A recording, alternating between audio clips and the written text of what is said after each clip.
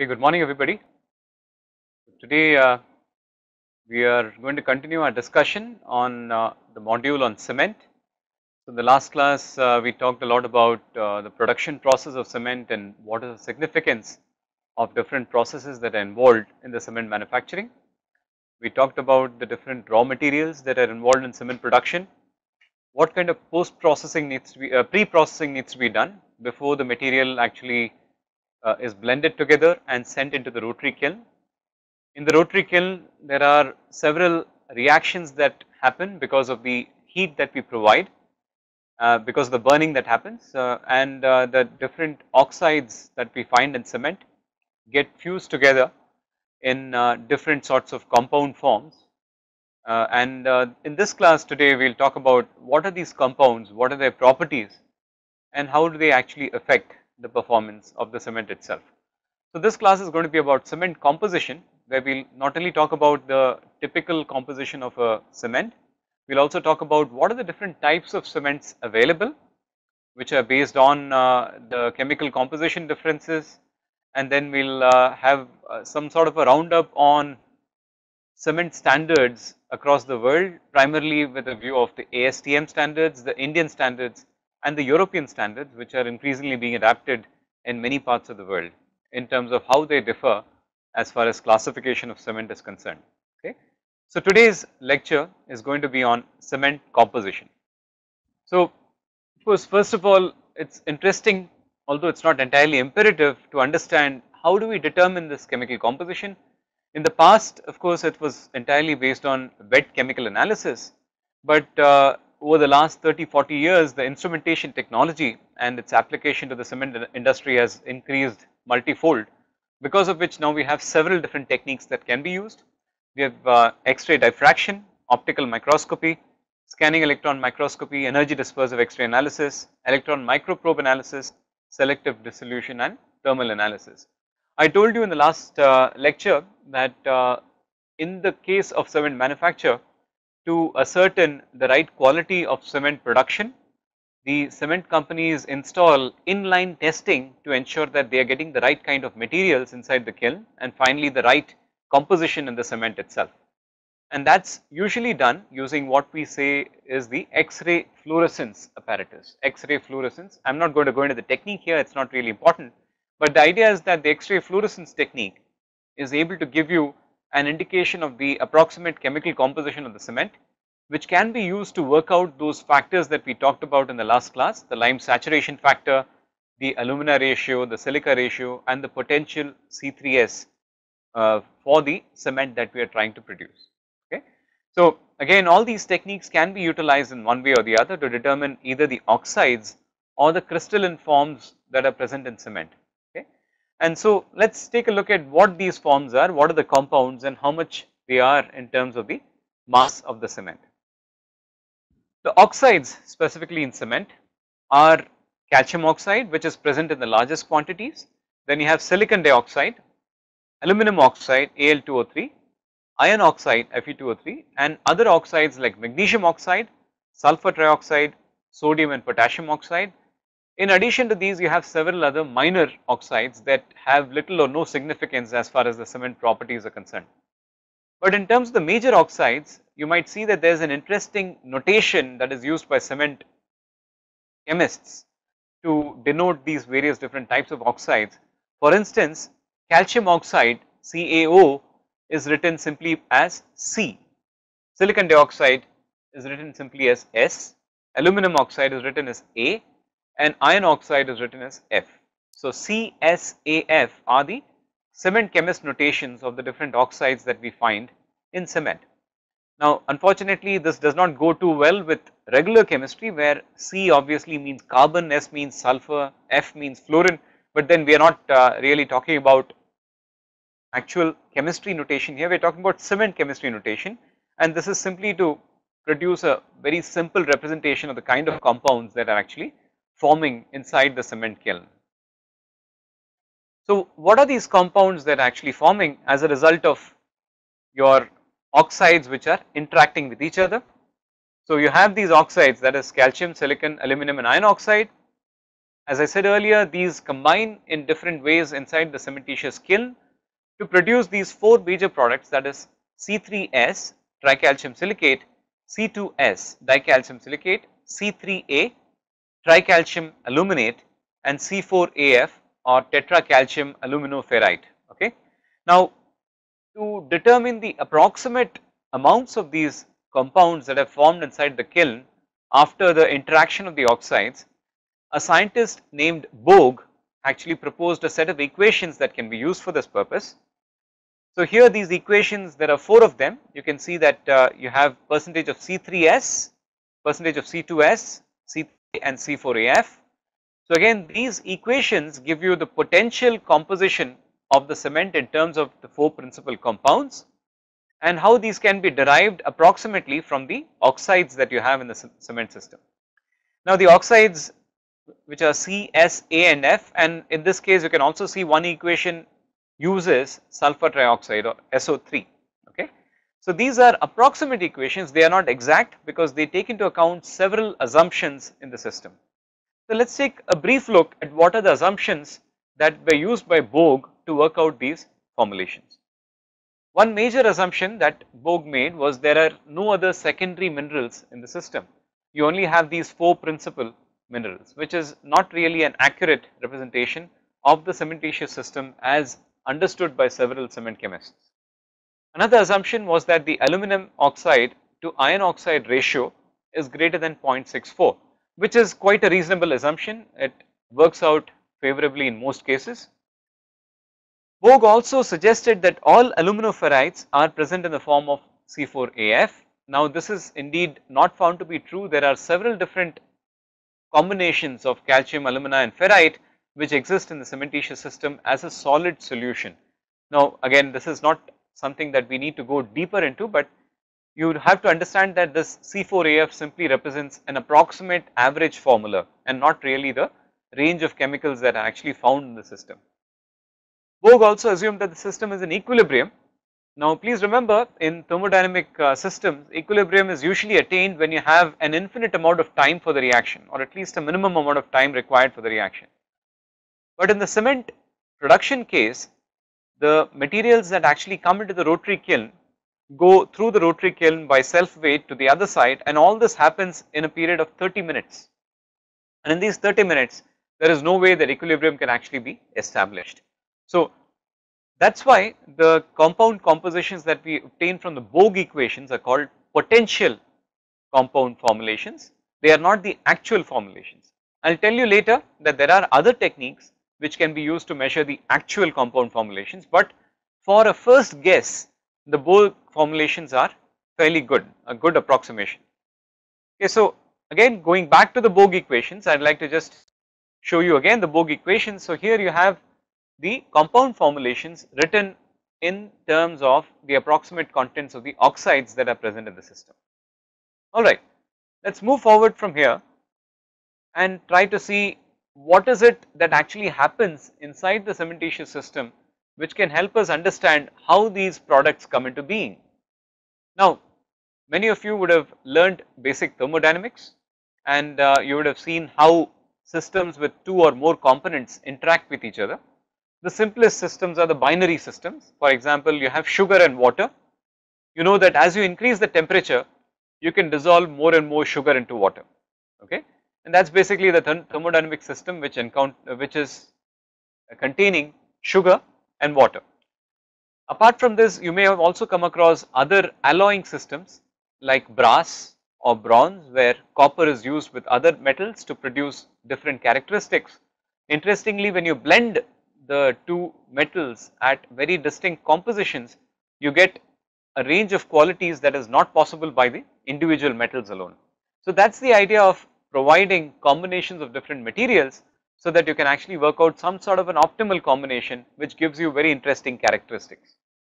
So, again when you combine 2 or more metals together and melt them together and start cooling down the temperature from the melting temperature, you result in the formation of different forms of phases, okay, and at certain temperatures or at certain compositions, the combined melting of this joint phase happens at a temperature lower than the individual metals, and we call that point as a eutectic point. Again, my intention is not to review thermodynamics here, but I just want the thermodynamic basis for the formation of the cementitious compounds inside the kiln, because that is quite important for us to understand what are the different systems that exist in this space that happens in the reactions that happen inside the cement kiln. Molten mixture of the raw materials that are inside the kiln, they crystallize into various compounds or various compositions when they cool after the clinker comes out of the rotary kiln. Okay. Now you can imagine there are 4 principal oxides, that is calcium oxide, silicon dioxide, aluminum oxide and iron oxide, and then you are changing temperature, right. First you are increasing the temperature to a point where you get a molten mixture, and after the clinker comes out, goes through the cooling process, this solidifies into the different components. You must know that all rocks, like igneous rocks, generally form from that sort of a pattern only. You have the molten magma that erupts, and then when it cools down at different rates of cooling, it results in the formation of different types of rocks. So here again, the molten material that comes out of your rotary kiln cools down to form the different components of your clinker, and these components are made up of the 4 principal oxides C, F, S, A and F. So if you look at it, there are 4 principal components. So as a result, you can get several binary, ternary or quaternary phase diagrams that exist within the. So again, just to simplify the matters further, what we can do is simplify the system by understanding ternary phase diagram actually works. Okay. So let us try to look at a basic ternary phase diagram. So this triangle that is shown here, that is your ternary phase diagram. One vertex of the triangle is 100% of the first component, the other vertex is 100% of the second component, and one more vertex is 100% of the third component. In other words, if my composition is here, that means I choose only one component, that I am at this point. If I go in a direction this way from this vertex to the other side, then I am going in the direction of decreasing that component A. And similarly, when I am going from this vertex, that is 100% of B, to the other end, I am basically decreasing my component B, and from here to here I am decreasing C. Okay. So on, if you look at it like that, on the line AB, there is no presence of the component C.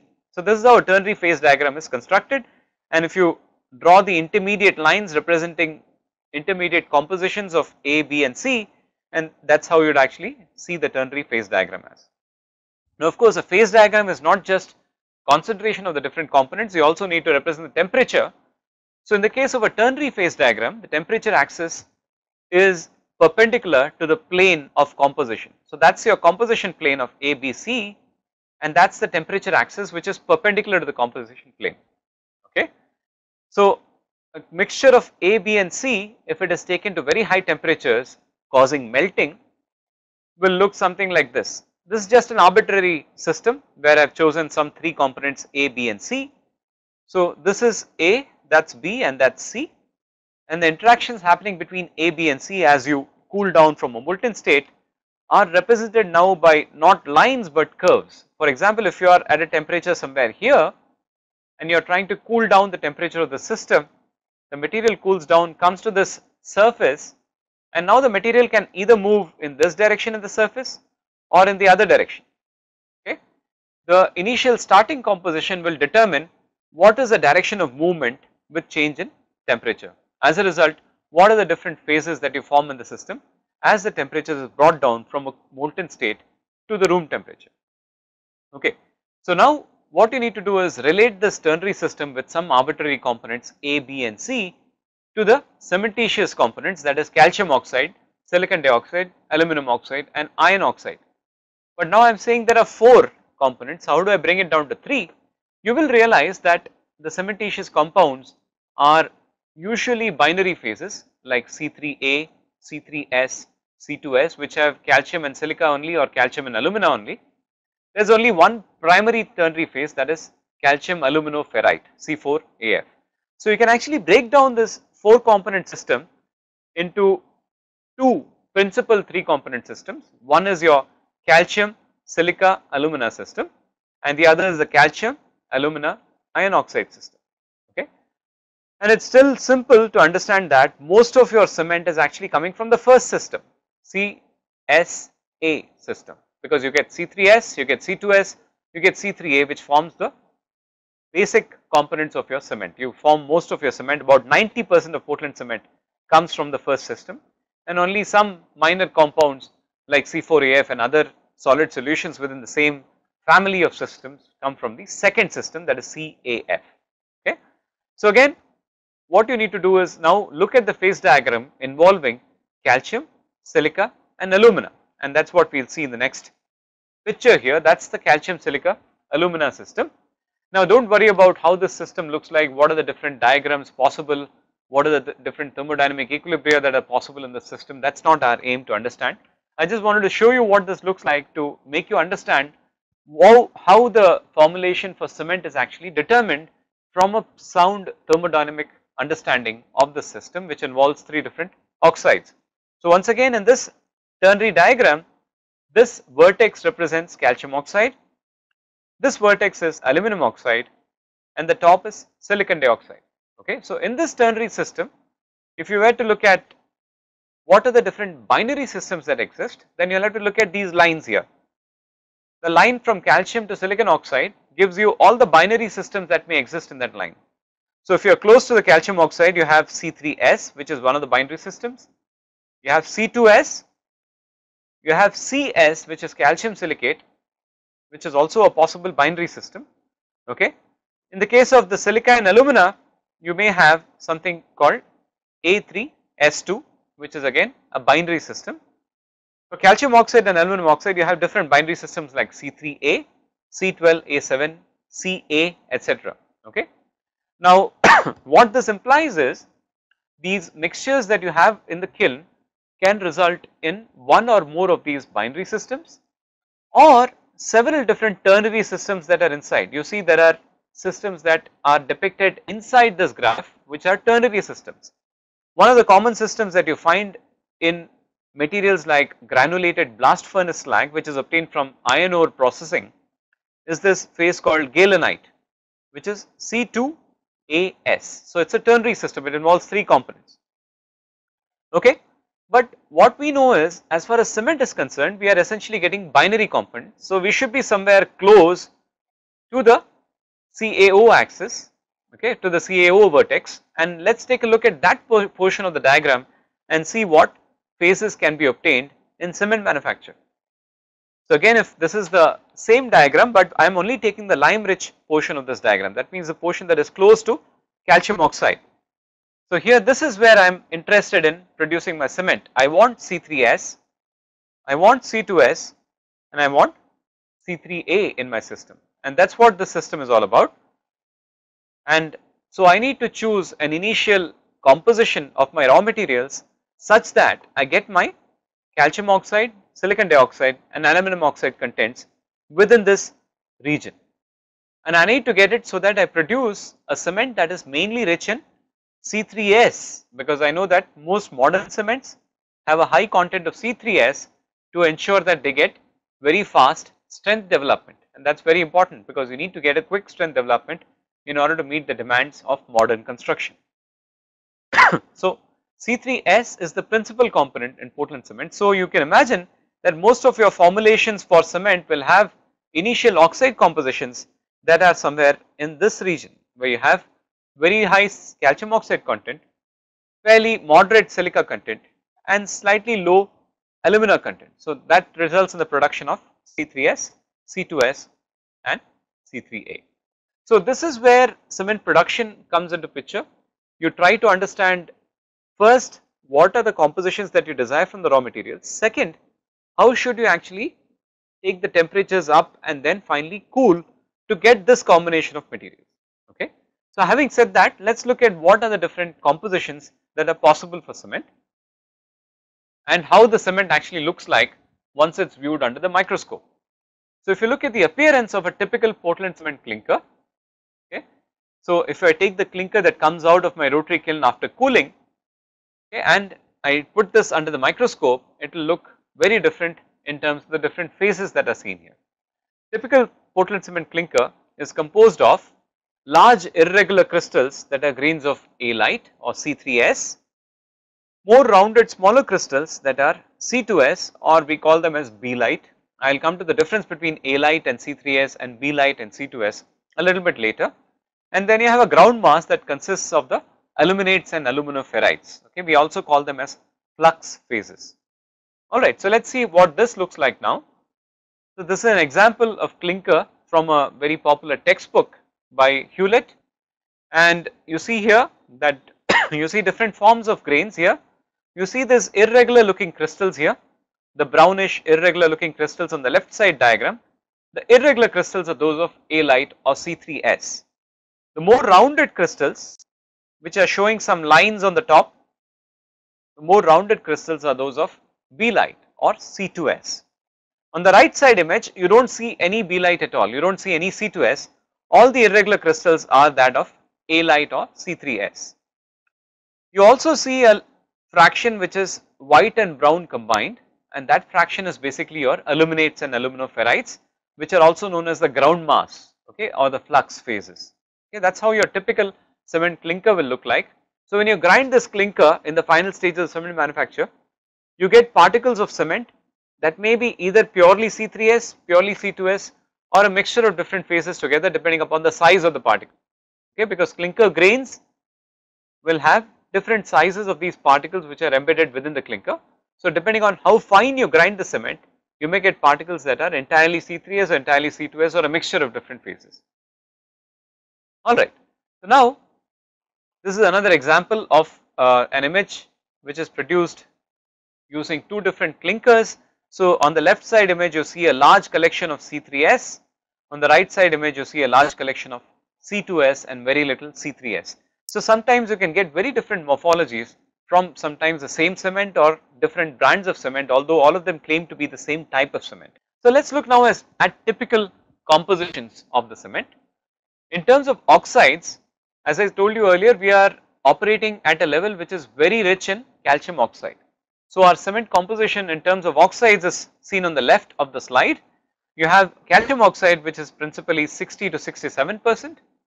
The next major oxide is silica, which is about 17 to 25%, and then you have aluminum oxide and iron oxide next, followed by magnesium oxide. I told you earlier that magnesium oxide could be found depending upon the source of your limestone. Sometimes you get what are known as dolomitic limestones, which may give you significant quantities of magnesium oxide. Alkalis usually expressed in terms of sodium oxide, although the alkalis also include potassium oxide, they are expressed in terms of an equivalent sodium oxide concentration.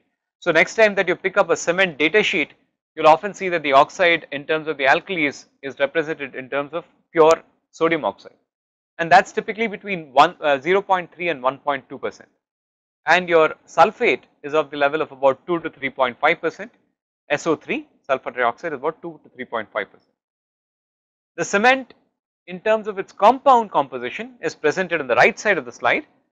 As I told you earlier, the principal component in cement is your C3S, tricalcium silicate, which is usually present at more than 50% of your cement, but the ranges are between 45 and 60%, but more typically you will have 50 to 55% as the average C3S composition of your cement. The next higher component is C2S or B-lite, which is 15 to 30%, C3A is 6 to 12%, and C4AF is about 6 to 8%. Okay, and gypsum that is added in the final stages of cement manufacture is up to 4%, and I told you earlier that even in ordinary Portland cement up to 5% of performance enhancing additives are allowed, and in most cases the performance enhancing additive is either limestone powder or fly ash. So usually you allow up to 5% of this material inside the cement. Okay, so this is your overall composition of your typical ordinary Portland cement. Now we will take a look at what these individual compounds are doing and how they contribute to the reactivity. Okay, C3S, as I said, it is the principal component because it is the most important compound with respect to early strength development of the cement. You know very well in construction projects today, people require concrete to attain very high early strengths, and that is made possible by the use of higher C3S content in the cement. Now C3S, I showed you a picture of the clinker earlier, the C3S particles have a highly irregular structure, and because the structure is irregular, it leads to a very high rate of reactivity in the C3S. Because it is reacting fast, it is also able to produce a higher early strength. So that is the primary reason why it does that. Now interestingly, when you take the sample of cement, alite may not be having a single crystalline structure, it may represent many different crystalline structures, and different type of crystalline structures affect the reactivity of the C3S also. So the cement producers typically tend to produce a very controlled system in which they are able to predict what type of C3S is actually obtained or what crystal form of C3S is obtained to obtain the best reactivity from it. And again I told you earlier that there is a difference between saying alite or C3S. C3S is a very pure form, whereas alite is an impure form. So alite is basically impure C3S which contains some minor oxides within the C3S or usually attached to the outer surfaces of your C3S particle, MgO, Al2O3, Fe2O3, and smaller amounts of alkali sulfates could be actually present on the C3S clinker grains, and those are also responsible for the higher reactivity of the system. Okay, so you get impure forms of C3S, that is why we call them as alite. Similarly, if you look at the B-lite or C2S structure, I showed you in the picture that the structure is more rounded, so less irregular, because of which C2S has a much lower reactivity, and overall substitution of the oxides on the surface of the clinker grains could be as much as 4 to 6%, and you can get significant amounts of alumina, iron oxide and potassium oxide on the surface of these grains of C2S. And again, just like in the case of C3S, there are many polymorphic forms, many different crystalline forms of C2S.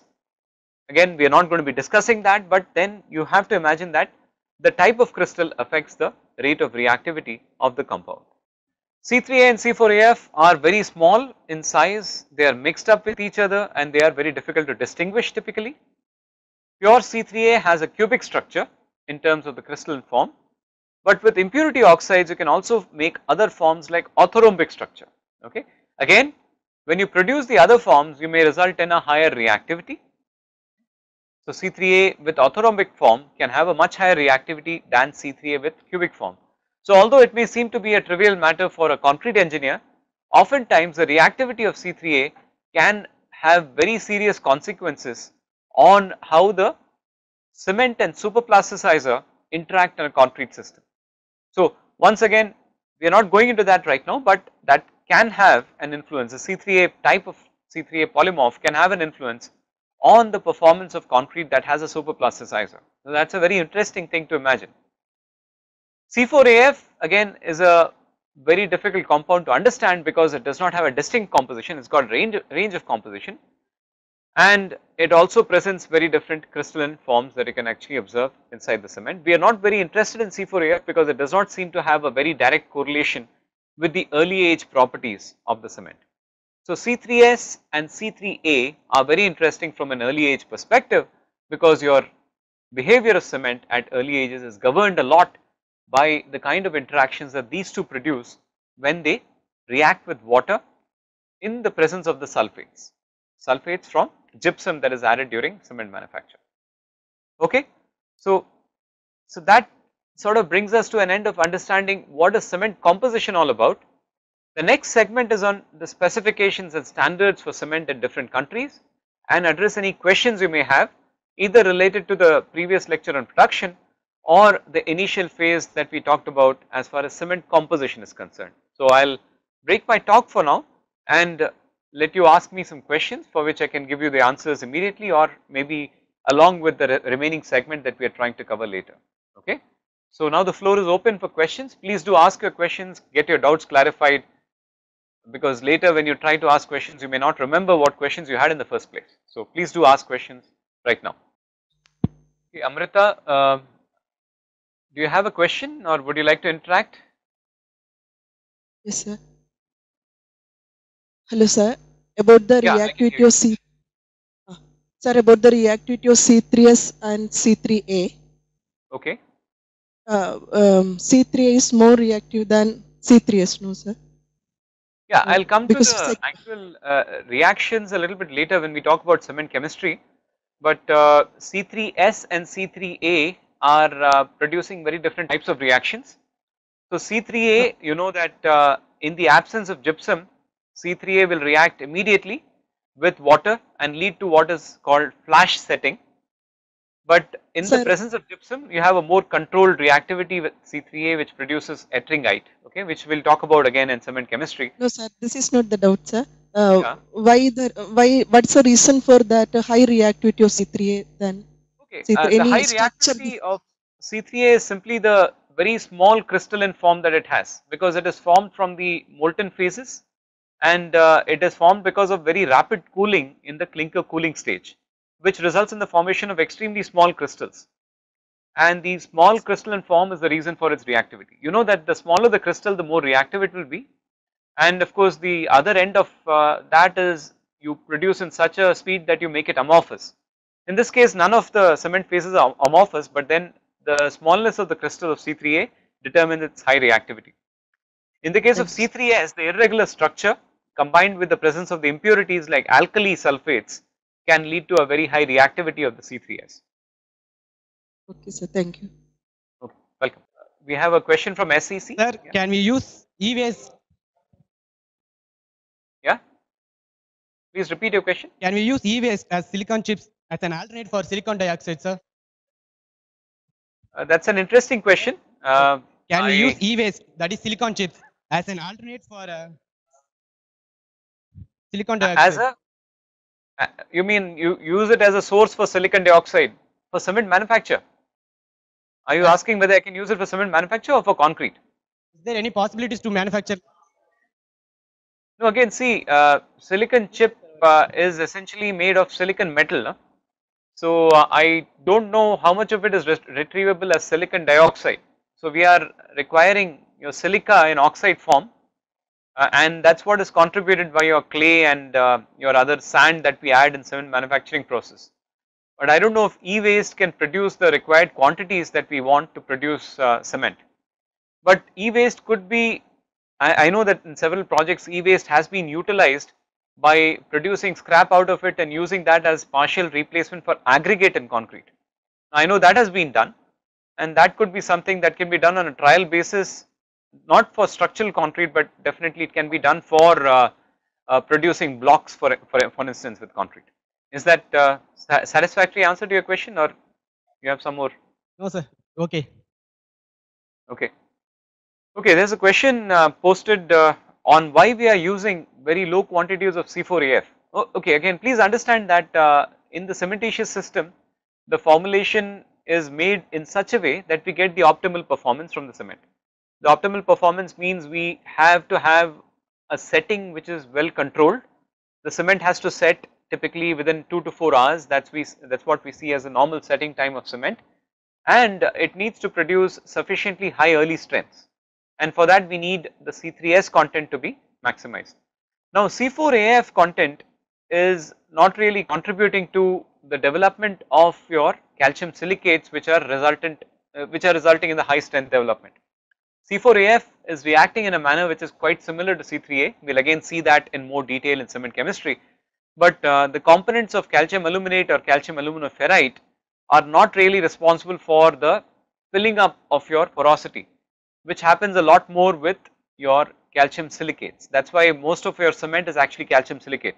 If you look at it, if I showed you the compositions, your C3S and C2S together form nearly 80% of your cement. Okay, only about 15 to 16% is aluminate and ferrite. Within that, typically the aluminates are higher because we want a faster or quicker setting process to happen. The ferrites are typically higher when we go for a cement that is sulfate resistant. Now why this happens, I will talk to you about that a little bit later when we talk about the different types of cements that are available in different standards. Now again, there is a question about what compound can be used in place of gypsum. Now again, please remember that gypsum is used in cement manufacture to ensure that you are able to contribute sulfate to the system. This sulfate interacts with the C3A to control the setting process. Okay. Now any other compound that is able to give sulfates at the rate that we want in the system, that means to be able to contain the C3A in a more controlled reaction, should be good enough.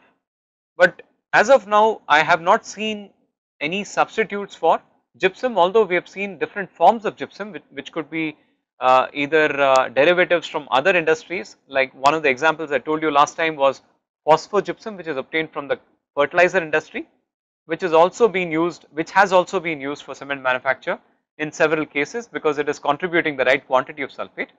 But in some cases, cement manufacturers even go for imported gypsum from Middle Eastern countries where gypsum occurs as natural deposits, because those are producing much more controlled properties in the concrete. Okay, so we do not want to produce alternative forms of sulfate which lead to an inconsistent property in the concrete. So that is why we control the sulfate to be added typically in the form of gypsum. The other question is, if the initial setting is increased more than 1 hour, what will be effects on concrete?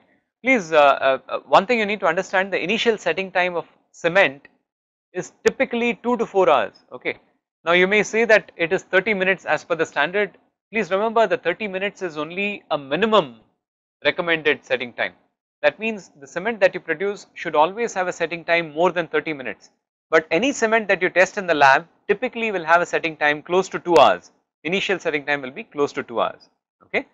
Now if you produce a concrete, if you produce a cement which has a setting time greater, obviously your concrete setting and hardening process will be slower or retarded, but it is not going to adversely affect the properties of your concrete. It is not going to change the long term hardness, long term strength and durability of the concrete. Okay, it is only going to affect the rate at which you are attaining that strength. Okay, there is a question on the difference between C3A and C4AF and their properties. Again, I will come to the more specific properties when we talk about hydration reactions. But difference primarily is that C3A is a binary phase, it is produced out of interaction between calcium oxide and aluminum oxide, and C4AF is a ternary phase, and it just turns out that C3A is much more reactive than C4AF and produces or is responsible for the early stiffening and setting of the concrete. Does the irregular shape of C3S contribute to high reactivity? Yes, very much so. So we saw the clinker picture in which the irregular grains were those of C3S and the more rounded grains were those of C2S. The irregular structure of C3S and the presence of the impurities in the C3S contributes to its high reactivity. Yes, very much. There is one question on, while using quarry dust replacing sand by 100%, what may be the maximum water content we can use in M25 concrete? Again, this is not a question for this lecture, but I will anyway answer that. The water content obviously has to be determined by what is the requirement for workability on the site. So I do not think there is a very clear cut guideline as to what water content you should use. Again, when you are replacing 100% of sand by quarry dust, you need to ensure that your fines content that is contributed by the quarry dust is not exceedingly high. Okay, IS 383 permits a greater fines content when you use a quarry dust, or please do not call it quarry dust, actually you should actually call it crusher sand. Do not call it quarry dust because quarry dust does not have a very positive meaning. You should call it manufactured sand or crusher sand. Ensure that it does not have very high level of fines in it. Okay, as per IS 383 you are allowed up to 20% sub 150 micron material, but ensure that not much of it is less than 75 microns, because then it may have some silty or clayey fractions which will increase your water absorption in the concrete tremendously. So you have to be very careful while using crusher sand for a complete replacement of river sand, but it can be done if you understand the particle sizes that are there, and if you design your concrete mix properly. Always use a super plasticizer in the mix, because otherwise your water demand will be unreasonably high. Okay, so you should use a super plasticizer when you use a quarry dust or crusher sand in the case of complete replacement of river sand. Okay, this question is related to reaction of C3S with water, and it develops more calcium hydroxide as compared to C2S. Okay, indeed that is correct. We will actually see this reaction in our next segment on cement chemistry, but of course, to answer this question, does it affect the durability? More calcium hydroxide in the system will make your system less durable in certain conditions. For example, if you have a chloride attack or if you have a certain type of sulfate attack, the absence of calcium hydroxide or presence of more calcium hydroxide in the system may need may lead to a quicker onset of the reactions that reduce the integrity of your concrete. So, I'll talk about this in the later segment when we discuss cement chemistry, but certainly C3S, which is much faster reacting, is desired in the cement from the contribution to the early strength perspective, but cements that are richer in C2S may actually produce concrete that is much more durable in the long run. But this is not an option in modern concrete, because you cannot simply have concrete that attains strength very slowly today. You need to produce concrete that has strength attained at 3 days or 7 days, which is why modern concrete will always have C3S. So you will have to work with the higher calcium hydroxide contents that you get, and one possible solution to that is the use of pozzolanic materials like fly ash or slag, which are then contributing to consumption of some of this calcium hydroxide and reducing the susceptibility to chemical attack. Having said that, calcium hydroxide on its own is a very stable material. Okay, only when you have external chemicals attacking the concrete, you have a problem of calcium hydroxide getting completely consumed in the disintegration reactions which happen because of chlorides or sulfates. Okay, so we have to deal with high C3S contents. It is imperative to produce concrete which has a higher rate of initial strength development. So we cannot work with concretes which have lower C2S. Now, one more question, whether C3S is crystalline or amorphous. As I said earlier, all cementitious compounds C3S, C2S, C3A and C4AF are crystalline compounds. Okay, none of those are amorphous. Okay, these are produced because of very high temperature clinkering reactions in the kiln, followed by cooling, which is happening in several stages. It results in the formation of crystalline compounds and not amorphous compounds. Okay, they are reactive, but they are still crystalline. With DCE, do you have a question? Sir, what are the major compounds which are responsible for heat of hydration?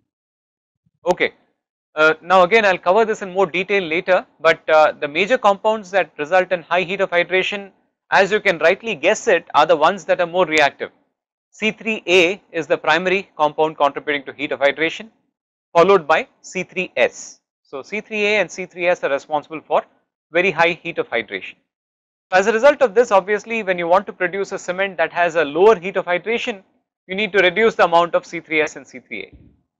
Okay, so when you reduce C3S and C3A, you will automatically increase C2S and C4AF. So that's how the balance works between regular cement and low heat of hydration cement. Okay, there's a question on what is the particle size of C3S and C2S. Again, I'm not going to cover that in detail, but the average particle size that you see for C3S particles will be around 10 microns to about 30 microns, the average particle size.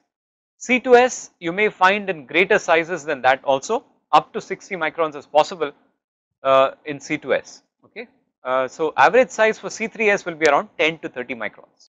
Okay, I presume that's the end of the questions that are there currently, and we'll again have one more session for the questions towards the end of this lecture. So we can come back to the questions a little bit later. So right now I'll like to resume with my lecture and go on to the second segment of the cement composition module, and this will talk about cement specifications primarily in the ASTM, BIS and EN, that is Euro norms specifications. Okay, so ASTM, if you look at their class of cements, they classify cements into 5 distinct types. You have ASTM type 1, type 2, type 3, type 4 and type 5 cement. Okay, and type 1 is your ordinary Portland cement or general purpose Portland cement. Type 2 is moderately sulfate resistant and moderate heat of hydration. Type 3 is high early strength. Type 4 is low heat of hydration cement, and type 5 is sulfate resistant cement. Okay, now again the heat of hydration I told you earlier is linked to the compounds that react very fast like C3A and C3S. So if you have a high heat of hydration cement, it has higher C3S content and higher C3A content. If you have low heat of hydration, you need to reduce these two compounds. So let's take a look at how these compositions actually vary for the different types of cement. Now compared to type 1 cement, you can see that the compound compositions of the different cements as per ASTM types are given in this table. In type 1 cement, you have, as I said earlier, approximately 50 to 55% of C3S, that is the principal component, in type 1 cement. 20 to 30% of C2S, 8 to 12% C3A and 6 to 10% of C4AF. As opposed to this, when you have to produce moderately sulfate resistant or moderately low heat of hydration cement, you can reduce the C3S content and reduce your C3A content, okay. You can see very clearly that that is what has been done in this case. Type 2 cement has a lower C3S content and lower C3A content, but automatically your C2S content is going up and C4AF content is going up in the cement. That is how the balance typically works for the cement. Type 3 cement, which is a high early strength cement, please remember early strength is contributed by C3S. So you would like to have a greater C3S content in type 3 cement as opposed to type 1 cement. So greater C3S means lower C2S content, and because you want rapid strength gain, you are also increasing C3A content to 8 to 14%. So your C4AF content is coming out slightly lower as compared to type 1 cement. So type 3 cement, which is high early cement, high early strength cement, increases C3S content and C3A content. Type 4 cement is based on achieving low heat of hydration. So automatically you mean that you are producing a cement that is very rich in C2S and has lower C3S content, okay, and you have C3A which is also lowered as opposed to type 1 cement. So you have cement which is lower in terms of heat of hydration alone. When you want to produce sulfate resistant cement, your main component that needs to be reduced is your C3A, okay. You are seeing here that C3A component is reduced to very low quantities, 0 to 4% in the case of sulfate resistant cement, okay. Now why this produces sulfate resistance, I'll come to that a little bit later, okay. For now I just give you the general schematic for classification of cements into these major types, because the same things will repeat when we talk about the Indian standards also, okay. So let me just write that briefly on the board. When you want to reduce heat of hydration,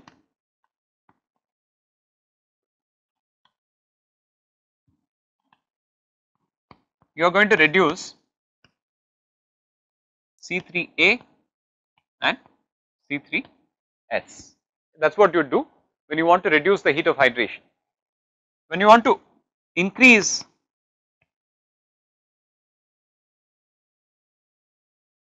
sulfate resistant,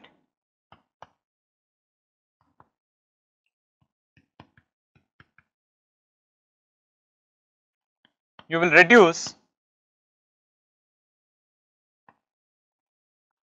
C3A primarily, okay. So that is the typical basis of defining different types of cement. So low heat cement would be something that has a reduced quantity of C3A and C3S.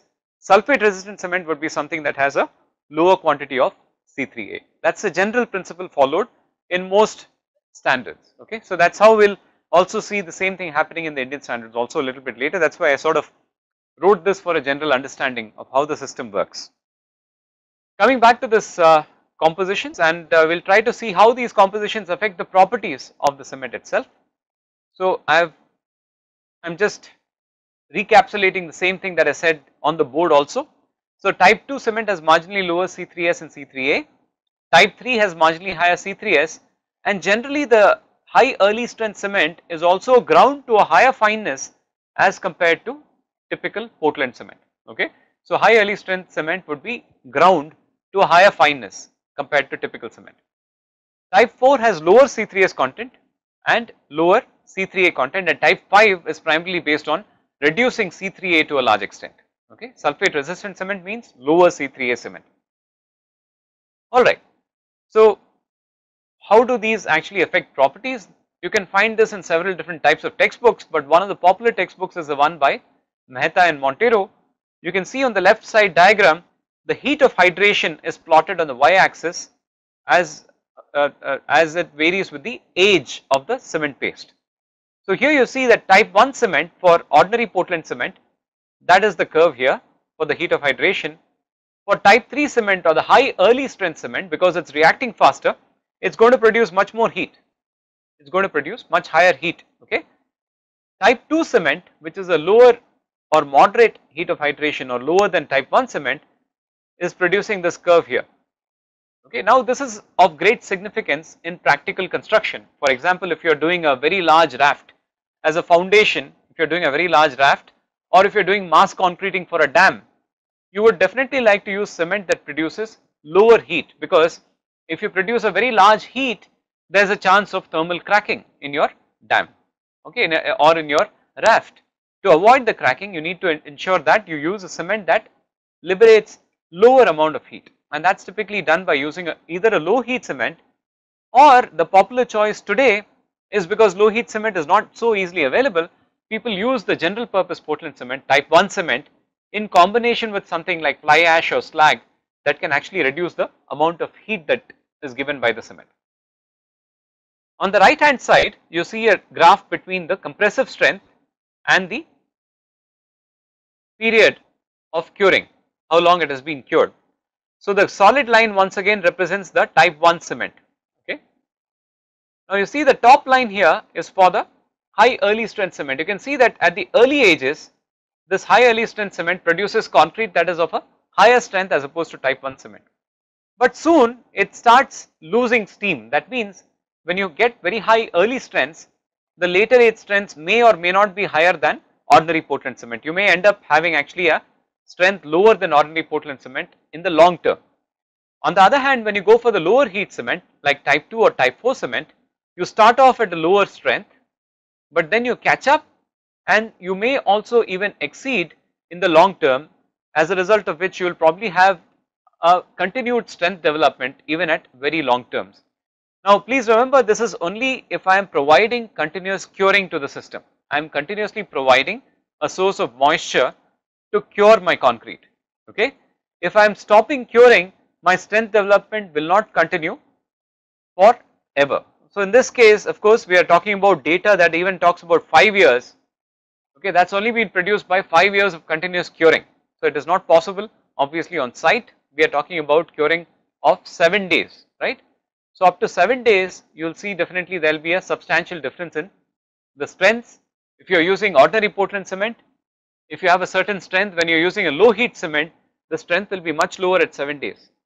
In other words, when you are using a cement that produces lower heat, you need to cure for a longer time to get the same degree of strength as the ordinary Portland cement. So that you need to remember, in an engineering project, the decision on curing has to be based on what type of cement we are using. If you are using a low heat cement, the benefit obviously is the lower heat of hydration, but to ensure that you get the right amount of strength from the cement, you need to cure for a longer duration. When you are replacing cement by fly ash, it reduces the rate of strength development, but it improves the long term properties of your concrete. But to attain the right amount of strength, you again need to increase the curing duration. So these are all very practical considerations which have to be thought about seriously while designing your project. Now in terms of other types of cement that are available, you also have options of going for blended cements in ASTM. The blended cements are those which combine the plain Portland cement with a blending material like fly ash or slag. As per ASTM C595, you have different types of blending materials that are defined, and you can also produce different blended cements. One is the Portland blast furnace slag cement, in which you have about 25 to 70% of the cement replaced by blast furnace slag.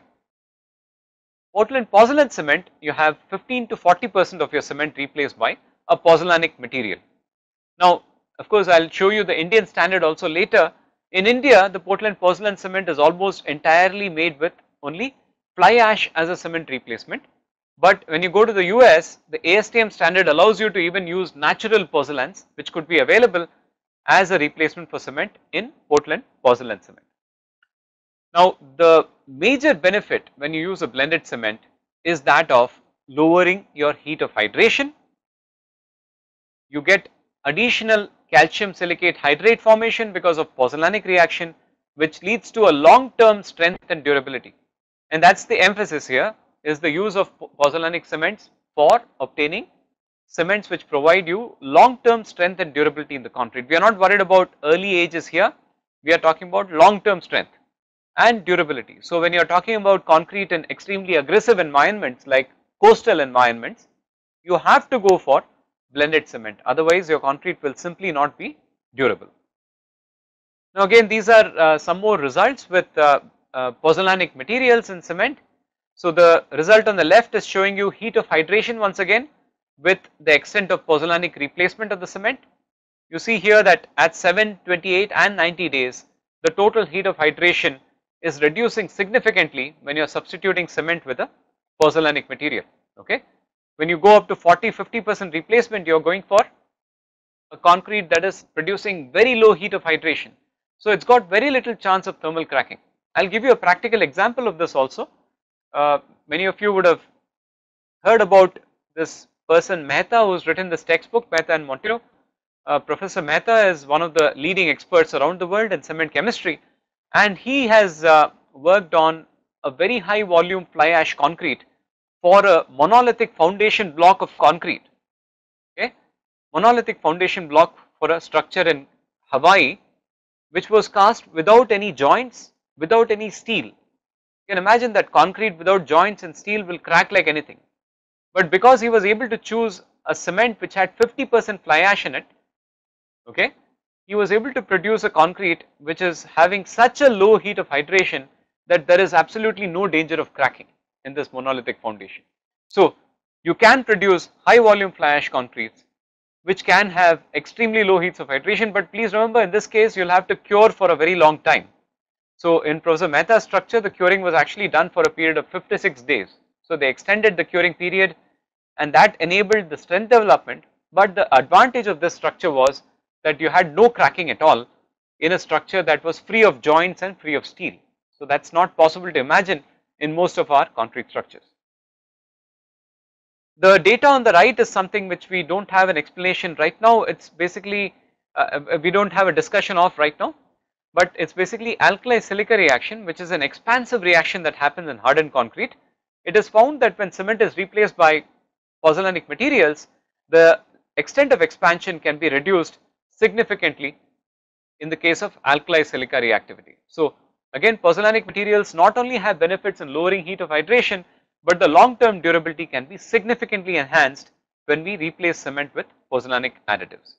Now when we come to the Indian standard classifications, there are again the same regular major types of cements. You have ordinary Portland cement, okay, and then you have the low heat Portland cement, rapid hardening Portland cement, and then you have the two major blended cements, that is Portland pozzolan cement and Portland slag cement.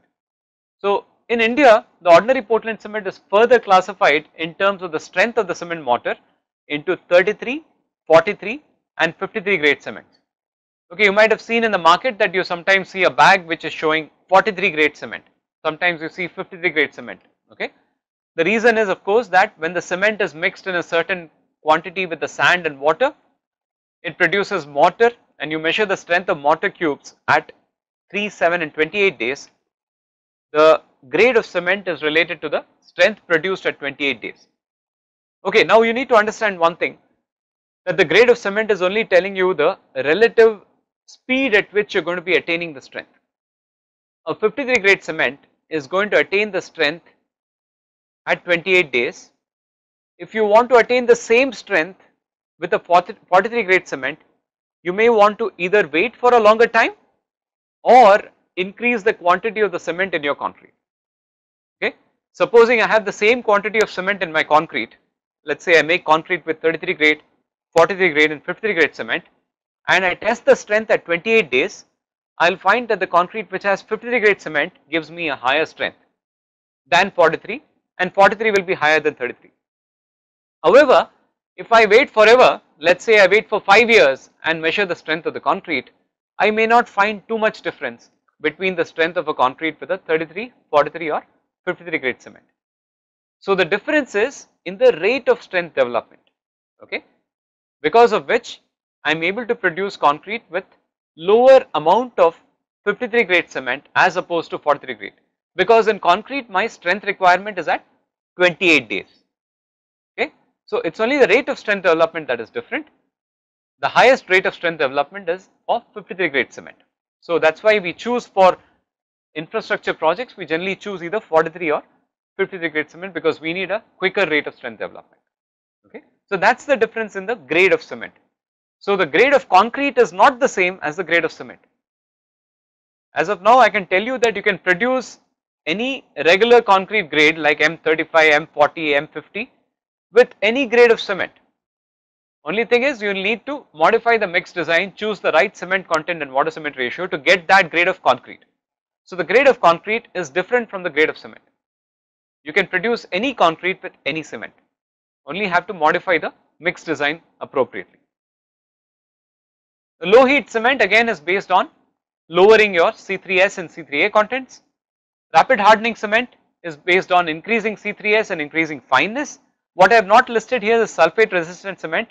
Even that is also available in the Indian standards.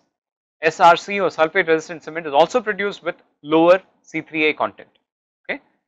Portland pozzolan cement in Indian standard, as I told you, is almost entirely Portland fly ash cement. Okay.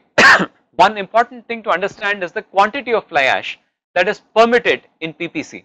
Okay. In PPC typically the code for PPC allows up to 35% of cement clinker to be replaced by fly ash. Okay, 35% is the replacement level permitted for fly ash in PPC. Now in concrete, when you use fly ash as a mineral admixture, generally there is truly speaking no clear cut limit as per the Indian standard, but what people do is they take this 35% which is prescribed for the cement itself as the standard limiting value for concrete. Okay. But you may have heard of something called high volume fly ash concrete that is typically produced with 50% of fly ash replacing cement. Now as per the code, technically speaking, there is nothing that does not permit you to add more than 35% in the concrete itself, but as a cement, as a blended cement, your cement should only contain 35% of fly ash at the maximum. But if you take most common cements that are sold by different manufacturers, the cement will have not more than 25% of fly ash, maybe up to 30%. Okay. So that will be the typical limit of fly ash replacement that you will find in most Portland pozzolan cements. Portland slag cement has a similar replacement level permitted for slag as in the ASTM standards. 25 to 70% is permitted, but more typically you will find Portland slag cement is close to 50% replacement by slag. Okay. So typical formulations I'll again write on the board so that you have some clarity regarding that. So for Indian cements, okay, for OPC up to 5% performance enhancers permitted.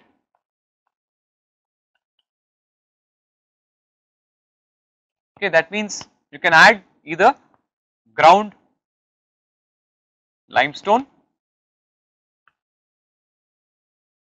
or fly ash or something similar, but in most cases in India it is either ground limestone or fly ash. Okay. Now in the case of PPC or Portland pozzolan cement,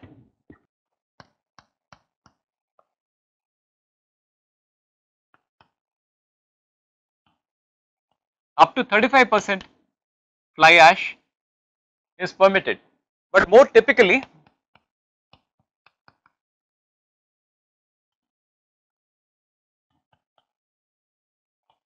the typical replacement levels in most Indian cements will be around 25 to 30%, sometimes even less than 25%, but mostly 25 to 30%.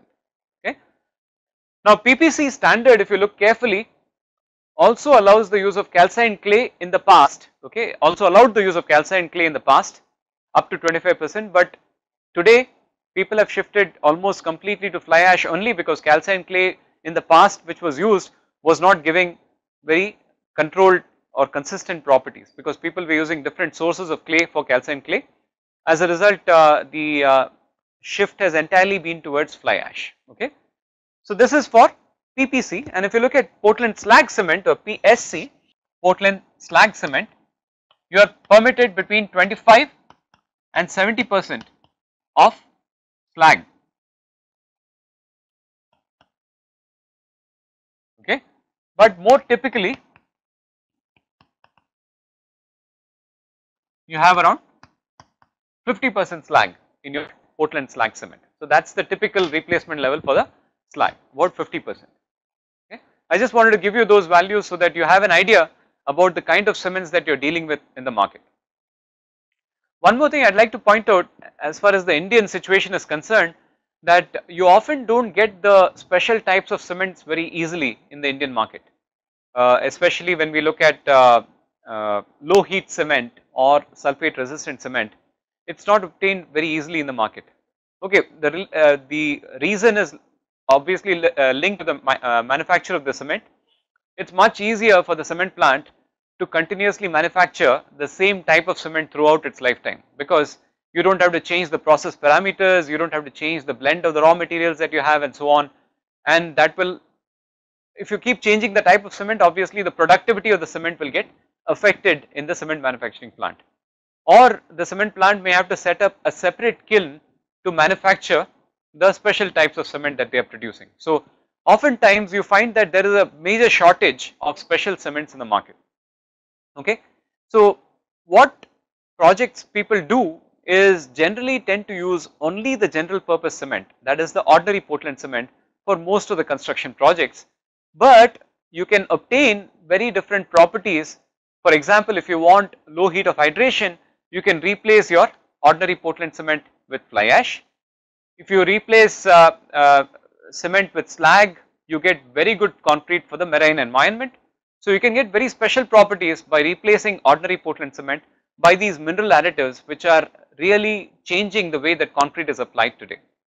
One more thing that has happened in India is that for the trade segment, that means for general purpose construction that we do around the household, or for repair purposes that are carried out by people not in infrastructure projects, but for all general purpose project, which is otherwise called the trade segment. Okay. The cement that is sold in India or which is available for people to buy is only blended cement. You mainly get only Portland pozzolan cement, PPC. You go out to the market to a stockist, it will not be very easy for you to get ordinary Portland cement. Generally people will tend to only have Portland pozzolan cement for the general customers. For infrastructure projects, the project may demand the use of ordinary Portland cement. So in India, increasingly we are shifting towards blended cement for general purpose construction, and that is the step in the right direction, because you know very well, I talked about this earlier, that when cement is manufactured, it is contributing about 6 to 7% of carbon dioxide emissions to the atmosphere. So if you are reducing the impact of cement in the concrete by using appropriate blending materials like fly ash or slag, you are contributing much lesser to the global environmental damage. You are reducing the extent of damage because you have replaced your cement partially with fly ash or slag. So always choose a blended cement wherever possible. As most of you will end up as structural designers, as consultants, wherever possible you have to prescribe the use of blended cements, because they can produce concrete which is much more economical, much more sustainable, and definitely has much better properties than what your ordinary Portland cement concrete can do in severe circumstances, in severe conditions. Alright, so having looked at the Indian standards, I would like to give a brief presentation on the Euro norms. Now why am I interested in talking about the Euro norms? Now the European norms have produced cement standards that are probably the most progressive, and they have been able to accommodate different levels of substitution of these extending components like fly ash and slag and volcanic ashes into their cements. So I will talk a little bit about the Euro norm cements also. Broadly, there are 5 different types of cement that are defined by the Euro norms. You have CEM 1, CEM 2, 3, 4 and 5. CEM 1 is basically your Portland cement, very similar to what we have here as the ordinary Portland cement, and they have very similar 5% replacement level permitted for CEM 1. Up to 5% of performance enhancers are allowed in CEM 1. CEM 2 are called Portland composite cements. We will see how this composite is actually derived. CEM 3 is entirely blast furnace slag cement. Okay. CEM 4 is pozzolanic cement and CEM 5 is composite cement. So let us take a look at the differences in these. So type 1 or CEM 1 is roughly the same as our ordinary Portland cement. Up to 5% of performance enhancing additives are permitted. Okay. Now type 2, which I said is Portland composite cement, is again divided into type 2A and type 2B. Okay, so type 2A and type 2B. Type 2A contains between 6 and 20% of what they say is extender. Now, extender is nothing but a supplementary cementing material like fly ash, slag, silica fume, etc. Okay, so type 2A permits 6 to 20% of the extender. Of course, if you are using silica fume, you are restricted to only 10%, because if you use more than 10% silica fume, your concrete will be difficult to control in terms of its workability, because silica fume severely affects the workability. Look at the range of possible extenders that they permit. So permissible extenders, you could just have ground limestone itself as an extender. You have slag, you have siliceous fly ash, calcareous fly ash. In India we call these as type F fly ash, which is siliceous, or type C fly ash, which is calcareous. Like the fly ash that we get from Neyveli Lignite Corporation, that fly ash is called calcareous fly ash or type C fly ash because it has high calcium content. Then you have silica fume, natural pozzolan, artificial pozzolan, burnt shale, and you can also have blend or mixture of more than one component of these. Okay, so they are also allowed. So that blend, so each one of these is represented by a different code. So limestone is said to be L, slag is S, siliceous fly ash is V, calcareous is W, and so on. So the cement is very specific. So when you buy a bag of cement that is type 2, all these codes will be there on the bag. A will be there to say whether you have 6 to 20%, or if B is there, it's 20 to 35%.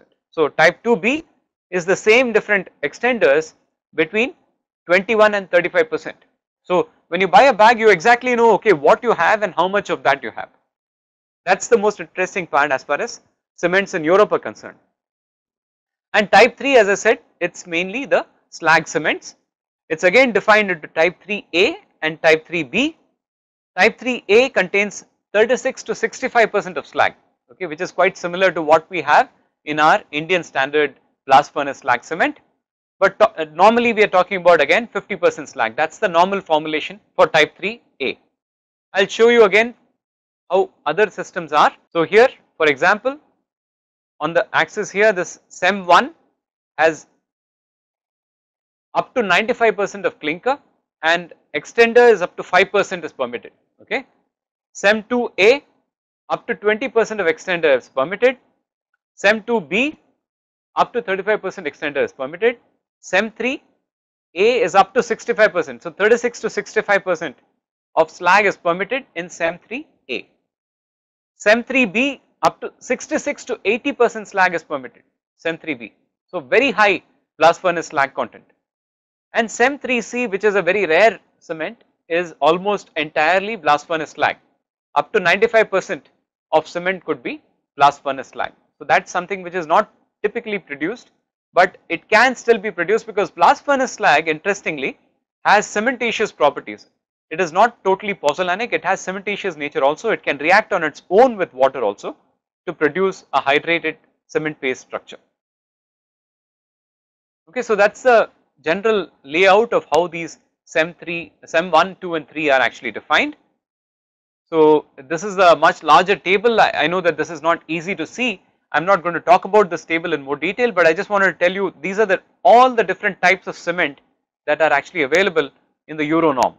And this actually tells you just the way that the lettering is done for the cement tells you exactly what type of binder is there, how much quantity is there, and so on. So that's a very nice way of representing different types of cement. Now again, just like our Indian standards, the Euro norms also give different standards for their cement. Okay, so again, in India we have 33, 43 and 53. In Euro norm we have 33 or 32.5, 42.5 and 52.5 with a suffix of either N or R. Now why N or R? N is basically your normal hydration, R is basically rapid hardening. Okay, normally hardening and rapid hardening. Both of these have different rates of strength development that are desired from the concrete. I'll show you what that is. N is normal strength, R is high early strength. Okay, what is this now? Basically the numericals indicate the lowest strength in megapascals which cement must reach as tested by the European standards. Okay, in India 33, 43, 53 are tested by the Indian standards. I don't know how many of you have seen that standard very carefully. You must have done that test in your lab anyway, where you define the quantity of water to be added to the cement to make the mortar cube, and that quantity of water is actually based on the normal consistency of your cement. Okay, but in this case in Euro norms, all the cements are tested at the same water to cement ratio. Okay, that is the difference between Indian and Euro norms. In Indian system we have water requirement for the compressive strength test is based on the consistency of the cement, whereas in Euro all the cements are mixed with the same water to cement ratio. Okay, so whether the cement is N or R talks about how much strength requirement it has at different ages. I will just show you a glimpse of what this is. So in this diagram, for example, the three types of cement 32.5, 42.5 and 52.5 are plotted. On the y axis you have the compressive strength, on the x axis you have the requirements. For example, the 7-day the requirement from 32.5 N is that you achieve 32.5 plus at 28 days, but at 7 days you are still required to have around 16 megapascal strength. So that is a 7-day hurdle. The solid line is a 2-day hurdle. That means the cement also has to satisfy a 2-day demand for the compressive strength. So here for example for 32.5 R you have a 2-day requirement of 10 megapascal and a 28-day requirement that is still 32.5 plus 20 megapascals, okay, up to 20 megapascals above.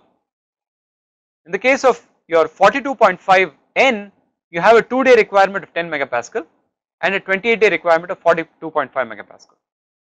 So again the requirements are defined for the normal or rapid hardening cements based on either a 2-day requirement or a 7-day requirement. Usually the rapid hardening requirements are 7 days or a high strength requirements are 7 days, so 2 days, and the lower strength cements have a 7-day requirement.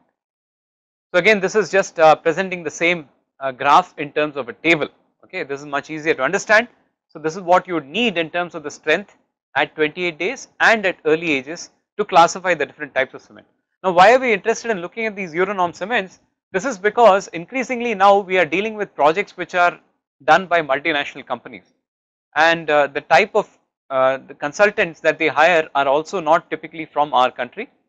They usually specify cements in terms of the Euro norms, and to be able to identify the properties that you want from Indian cements, you should be very clear as to what these Euronorm cements are actually saying, so that you are able to produce the same cement with the blend of components available in India, because ultimately the project is executed here, but the consultants could be from abroad who are familiar with the Euro cement norms.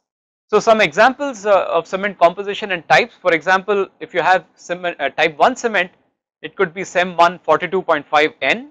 That means it is of type 1 cement. It's got a strength of 42.5 at 28 days, and it's a normal strength requirement, whereas type 42.5 R has a rapid strength requirement. So again the type of cement and the requirement of 2-day strength will differ in the case of these two cements. Now cement 2 AL 32.5 N, the name looks very complicated, but actually it's quite simple. Cement 2 A, okay, CEM 2 A means that you are permitted between 6 and 20% of the extender. L means the extender in this case is limestone powder. 32.5 again is the strength of the cement mortar, and N means that you have to meet the norms for the normal strength development, not the rapid strength development. So again here very specific cement compositions are given, so you know exactly what is present in the cement. Alright, so again the last example is CEM 3 AS 32.5 N. CEM 3 means you are allowed between 36 and 65% of slag to replace your cement. A, again CEM 3A is that, S means you have slag obviously, 32.5 is your strength, N is the speed at which the strength is obtained. Again this is just another example presented of the same. So CEM 2 BV 42.5 N, CEM 2 is Portland fly ash cement, sorry V because it's fly ash. CEM 2B means that the fly ash content is 21 to 35% extender. V means extender is siliceous fly ash. 42.5 means the 2-day strength requirement is greater than 10 megapascal, and 28-day strength is between 42.5 and 62.5 megapascal. That is how you will interpret a typical Euronorm cement. So again, this is presenting a snapshot. This table again is self-explanatory. Actually, you will be able to see this in the slides separately. Again, it talks about what are the different clinker contents that are available in different types of cement and how much additives are actually permitted. Now, these curves that you see in this chart here are representing the compressive strength dependence on the water to cement ratio. Now, depending upon the type of cement that you have, the strength dependence will be quite different on the water to cement ratio.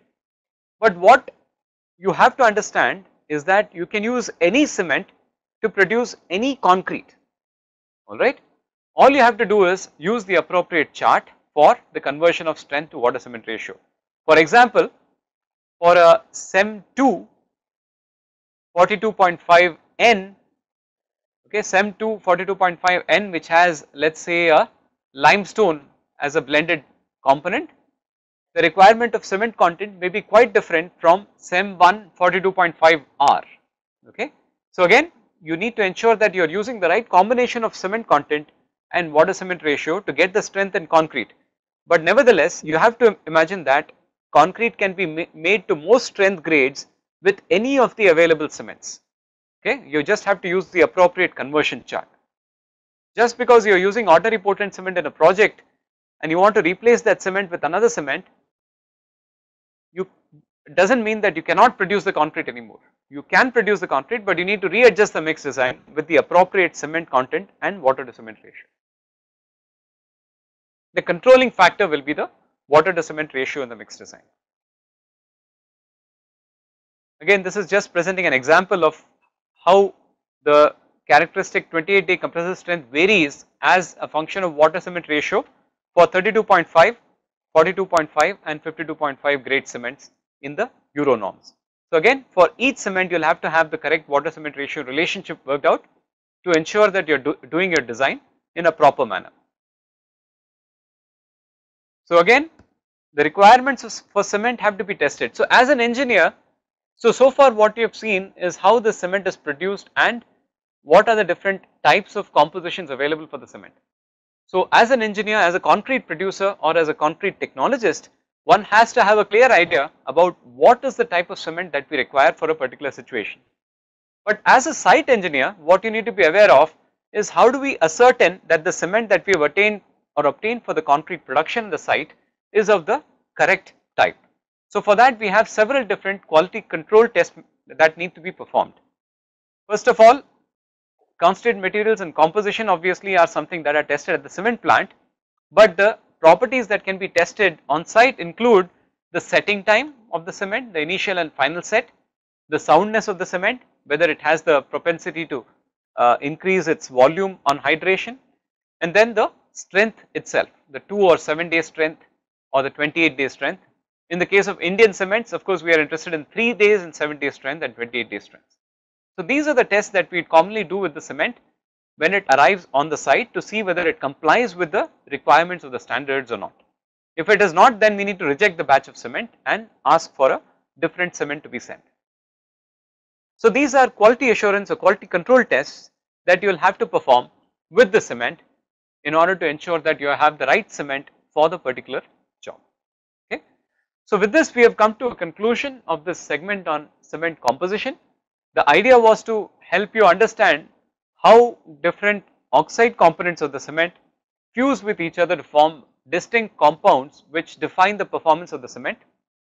How are these compounds distributed in the cement in terms of their relative proportions? How are these compounds producing cements which have very different performance characteristics, either in heat of hydration in terms of its high early strength or in terms of sulfate resistance? And how are codes across the world dealing with different types of cements, and what are the principal types obtained in 3 of the primary codes that we saw: ASTM, Indian standards and Euro norms. Okay. So I hope you have got a good glimpse of different cement types and what these cements are capable of doing in the concrete itself. Our next segment will be on cement chemistry. I would not start off on that right now. I will probably break this class for now and take questions, because that would be most appropriate, so that you are able to confirm your or clarify your doubts on both production and composition before we move on to the very important segment on cement chemistry, which we will do in the next class, so that we have a complete understanding of how actually cement reacts in a aqueous medium. Okay. So the floor is now open for questions. We have about half an hour. You can ask as many questions as you want, and we will try to give suitable answers for those. Okay, there is one question about which type of cement has more strength. Obviously, this depends on either the attainment of the ultimate strength or the attainment of early strength. So generally, early strength attainment is what defines the different strength classes. So 53 grade cement obviously will get you early strength as opposed to a 43 grade cement. Okay. Which type of ingredient can be mixed with C3S for lowering heat of hydration and give early strength of cement? Now again, please remember, both of these usually are not going hand in hand. When you lower the heat of hydration, you would generally tend to reduce the rate of strength development. Okay. Lowering heat of hydration means that you will get a lower rate of strength development in the beginning. That does not mean that you will get a lower strength at 28 days, no. You will design the concrete sufficiently to get the highest possible strength development at 28 days. But early strength will definitely be lower when your heat of hydration is lower. What sort of compounds to add? You typically replace cement with fly ash or slag. Those are usually very good for lowering the heat of hydration, and they will affect the 3-day strength, but by 7 days or by 28 days you will find no substantial difference between a concrete with just cement or with a blended cement. Okay, how does blended cement increase durability? Of course, that is a very large question to answer in one class. Two important things. One, of course, that blended cement, you are replacing cement by a material like fly ash or slag. Again, I will talk about this in cement chemistry, that when cement reacts, one of the compounds that principally forms is calcium hydroxide. The fly ash or slag can help consume the calcium hydroxide and lead to the formation of additional calcium silicate hydrate, which is the primary binding component in the cement. Okay. More binding of cement means better long term strength. So that is how calcium silicate hydrate can contribute to better long term strength. Secondly, because calcium hydroxide, as I was mentioning earlier, is also susceptible to easy attack by external chemicals like chlorides or sulfates. As a result of this, you can have cements that are plain OPC producing very high components of calcium hydroxide, which perform very poorly in case of chloride and sulfate attack. Now when you reduce the quantity of cement by substituting with fly ash or slag, and you also cause it to consume calcium hydroxide to produce CSH, you automatically increase the resistance to chloride or sulfate attack. So you distinctly have an advantage as far as aggressive conditions are concerned, and that is how you enhance the durability of your system. Having said that, the other reason responsible for increasing durability is the lowering of permeability of your system. When you use fly ash or slag, typically the permeability of the concrete also reduces. When you reduce permeability, you increase the durability automatically. Is there a laboratory method to find the percentage of fly ash in a Portland pozzolan cement? That is a good question. There is no easy way to do that. There is no easy way to do that. You need to be fairly good at some sophisticated methods like X-ray diffraction. Using X-ray diffraction, you can do a quantitative measurement of the amount of pozzolanic material like fly ash or slag that is added to your cement. But this type of capability is probably there with only a very few individuals in our country who can do this on a very regular basis. So with normal chemical tests, there is no easy way to figure out how much fly ash is present in your cement. Okay. And for the most part, we have to go with what the manufacturer is actually telling us. Yeah. So how do you specify the size of irregular structures in Vogue compounds? I am not sure what this question is about, but probably it says how do you measure the size of these irregular structures? The average size of irregular structures is measured by an equivalent circular diameter that you can actually obtain. So that is how we define the average size, as an equivalent circular diameter. Now what is the major difference between PPC and OPC? That is a simple question to answer. Again, OPC you allow only up to 5% of performance enhancers. In PPC you have up to 35% of fly ash present. Okay, that is the primary difference between OPC and PPC. How is sulfate resistance increased by reducing C3A? A very important question, but of course it is related to cement chemistry, so I will deal with it in more detail in the next class. But what is critical for you to understand is when lower C3A content is, in cement is present, you are combining that into a stable product in the beginning itself. And when external sulfates react with a concrete that has low C3A cement, it will not produce the unstable products that are responsible for the damage during sulfate attack. I will explain this better when we actually do cement chemistry, because it will be much more clearer at that point. Whether Bogue's equation works for PPC? Good question. It does not. Okay, Bogue's equation is usually intended to be used for only ordinary Portland cement, and that too before the performance enhancing additive is added.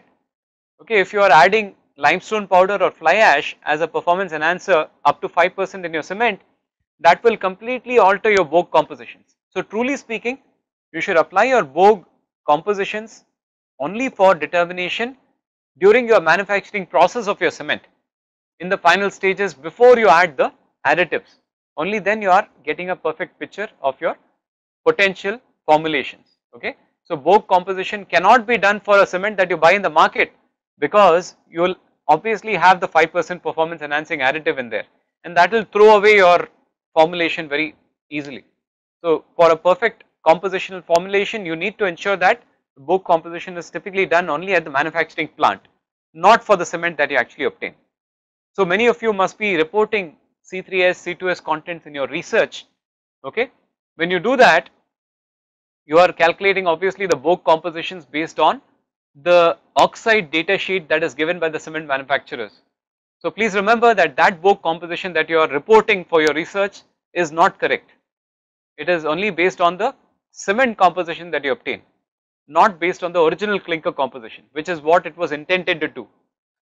So when you have this Bogue composition for your research, it is not showing the accurate components. If you want the accurate components of C3S and C2S in the cement, then you will have to do what is known as a quantitative X-ray analysis, X-ray diffraction analysis, quantitative X-ray diffraction analysis. There are a few labs around the country which can do that for you and give you the correct compound compositions of Portland cement. Those are exact compositions and not approximate compositions. What will be the effect on cost if you use more blast furnace slag and cement? Okay, now please remember, blast furnace slag is obtained as a byproduct in the iron and steel processing industry. It is available for a cost that is much lower than Portland cement. So generally when you use these additives in cement as a replacement for cement, either fly ash or slag, your cost of production is definitely going to go down. Okay, the cost to the consumer, generally it depends on what the cement companies are charging. In my opinion, they should be charging lesser for blended cement than they do for ordinary Portland cement, because their production costs are also lower. So I don't know if that is done in every market. At least here in Tamil Nadu, that's not the case. Most cements are available at the same price or just marginally different prices. Okay, but price of Portland cement should reduce when you substitute with cement or slag, with fly ash or slag. We have a lot of questions, but I'll try to answer as many as I can. What can be blended with cement other than fly ash or slag? You can blend limestone, as I said, up to 5% in cement, but increasingly we have a handle on how other pozzolanic additives can also act in the system. Calcined clay or metakaolin can also be added quite significantly in concrete, and we are actually now working on a very interesting blend of cement in which up to 50% cement is getting replaced by a blend of calcined clay along with limestone, because that results in a very interesting cement chemistry. Again, I am not here to talk about that, but you have several different options available, especially if you look at the EN standards for composite cements.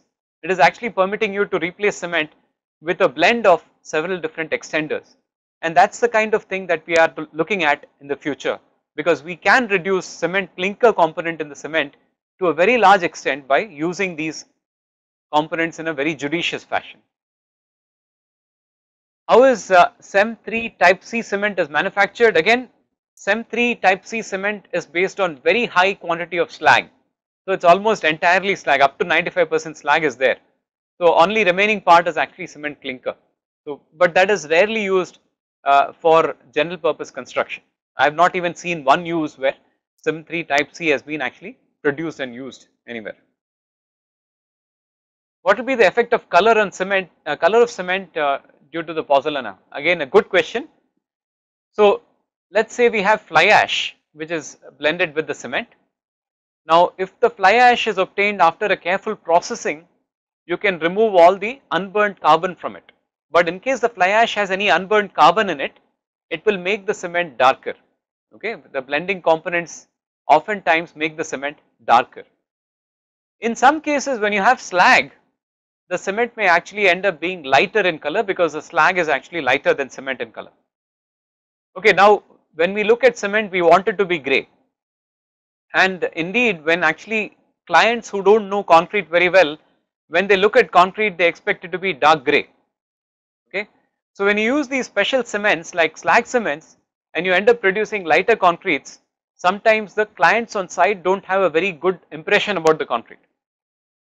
Having said that, if you go to the western countries like the US or European countries, if you produce concrete that is very dark in color, they do not have a good impression on it. They want concrete that is lighter in color. So the color is basically a geographical perception, you really can't do much about it. The use of blending components will definitely affect the color, but in my opinion that is not really a major concern, because the quality of your concrete and the durability ultimately in the long term is what dictates the technical performance of concrete. Unfortunately, the perspective on color sometimes goes a long way in deciding what type of material you can actually put in, because the client's choice of color ultimately dictates what actually goes in. That sometimes is a debilitating factor for technical improvements that one can make in concrete with the help of all these additives that are possible.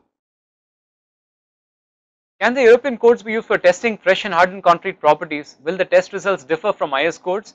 Very much, because in the European codes the tests talk about preparation of your mortar with a different type of decision on the water content to be chosen. So obviously there will be a difference in the kind of tests that are performed and also in the kind of results that you get. By what level carbon dioxide emission will affect with the addition of ash and cement as per environmental aspect? I do not know the numbers perfectly, but I know that up to 20 to 30% of carbon dioxide emissions can be reduced when you are replacing cement with fly ash, just by a simple fact that in Portland pozzolan cement you have 20 to 30% of lesser clinker component, which results in a direct reduction of up to 20 to 30% of carbon dioxide emission, because fly ash we are obtaining directly as a waste. So we do not account for fly ash to be contributing to carbon dioxide emission. So fly ash is almost zero emission, so you are adding that to cement, so obviously you are reducing CO2 by 20 to 30%. Okay, one question about adverse effect of fly ash. Now see, again, adverse effect can only happen if you are not using it in the proper manner. Okay, you know for sure that the use of fly ash will reduce the rate of strength gain of the cement, it will probably increase the setting time of cement. So you need to design your concrete appropriately to ensure that you do not get that adverse effect. Okay, other than that, truly speaking, there are no major adverse effects, other than there is one problem of carbonation. When you are using very high contents of fly ash in your concrete, you may result in higher degrees of carbonation as compared to ordinary Portland cement. But what we have found is that carbonation can also be offset by increasing the duration of early curing that you provide to the concrete. So as long as you are doing proper curing with the concrete, ascertaining that you have done a good job with the concrete mixture proportioning, you can produce fly ash concrete that is much better in all respects as opposed to ordinary Portland cement concrete. Is there any replacement for cement in concrete production? Is there any type of replacement that will provide same benefits? I have been talking about the same thing here.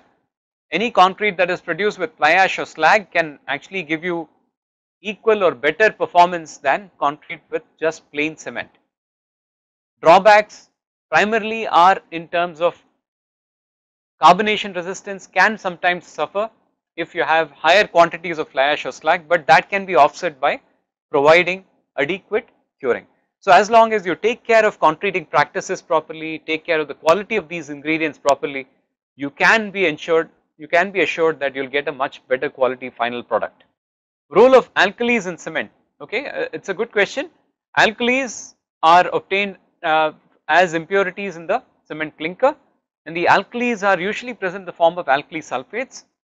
Alkalis tend to increase the rate of the silicate reactions. So, the C3S reactions are increased in the presence of alkalis. So, if you find any modern cement will actually have high alkali contents because they will end up producing higher strength of the cement at very early ages. You should also realize that higher quantity of alkalis, although it is beneficial from a strength point of view, may actually be bad from a point of view of alkali silica reaction when you have poor quality aggregate in your concrete. When you have reactive aggregate in concrete, if you have higher alkali content in the cement, that will contribute to alkali silica reaction, which is a durability problem in some parts of the world where they do not have good quality aggregate available for construction. What is the role of C2S? Again, the question is, does C2S have any role in modern concrete at all? I told you already that modern concrete is based on attaining very high early strength development, and that is primarily done with the help of C3S. So, as far as C2S is concerned, probably it is not contributing at all to the early strength development, and because we are not going to be curing our concrete for a very long time period, the contribution of C2S will be very limited in regular concrete. What should be the optimum size of pozzolans to produce more CSH? Again, pozzolans are derived from various sources. The size depends on where you are collecting this from. So, fly ash, for example, when you collect from an electrostatic precipitator, you can get a mixture of different sizes because of the fields that you collect the fly ash from. Obviously, the finer sized fly ash particles will be more reactive as opposed to the larger sized fly ash particles. So, you need to make a distinction based upon that aspect, okay. So, reactivity will depend on the particle size. So, if you slag is obtained from the molten condition by quenching, and you need to actually grind it to cement fineness. So, you have the choice of grinding it finer, and that will produce a more reactive material. But then you also have to remember that grinding it finer requires more energy. So, you are actually consuming more energy in producing this material, which will increase the cost of the material. So, all these aspects have to be looked at carefully before deciding the particle size to be used in the concrete. But having said that, a finer particle size of the pozzolan will result in a faster reactivity and a better improvement of the early age characteristics of the concrete. Drawbacks of Bogue equation, I already told you earlier, Bogue equation is only giving you approximate chemical composition or compound compositions. Those are not exact compositions because they are not accounting for the presence of the additives that are typically there in the cement, okay, and they are also assuming certain conditions which are not really existing in the kilns, such as equilibrium, for instance, okay. So, although it is a very useful tool during the manufacturing process, in research Bogue equations have to be used with that sense of understanding that they are only giving you approximate compositions. What type of cement is used in masonry work and for slab construction?